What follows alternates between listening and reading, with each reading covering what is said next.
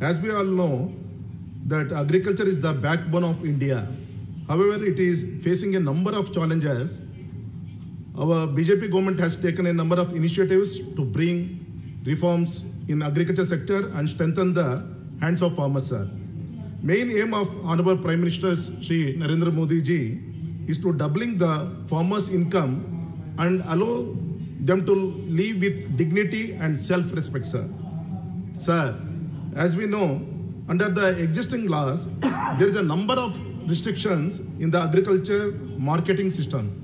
It is difficult for free flow of agriculture produce from one state to another state, sir. Farmers cannot sell agriculture produce outside the restricted area. Sir, these are one set of problems. On the other hand, there is a lack of cold storages, insufficient godowns, and inadequate infrastructures. All these are causing a huge quantity of wastage in vegetable, fruits, and other perishable commodities.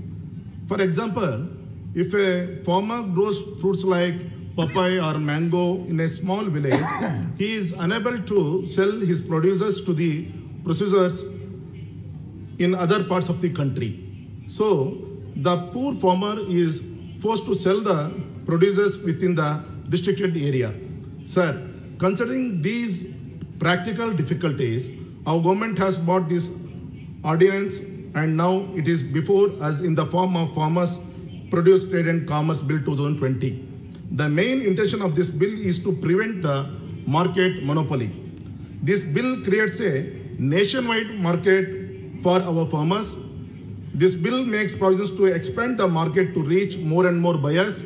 It leads for a healthy competition among sellers and buyers. This bill prevents the intervention of middlemen in agriculture markets. Farmers can demand better prices for his producers as they have freedom of selling their producers. It would provide an opportunity to attract investment for agriculture marketing, sir. Setting up of cold storage and godowns. Farmers who produces cereals, pulses, oil seeds, marine foods will attract the buyers from nook and corners of this country. This will give opportunity to national e-marketing system and it will help the farmers to cutting down costs, sir.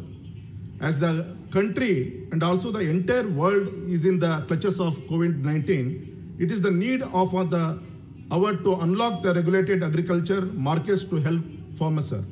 In the state of Karnataka, our BJP government has successfully implemented this ordinance under the leadership of Honorable Chief Minister, Mr. Shri B.S. Yediyurappa ji.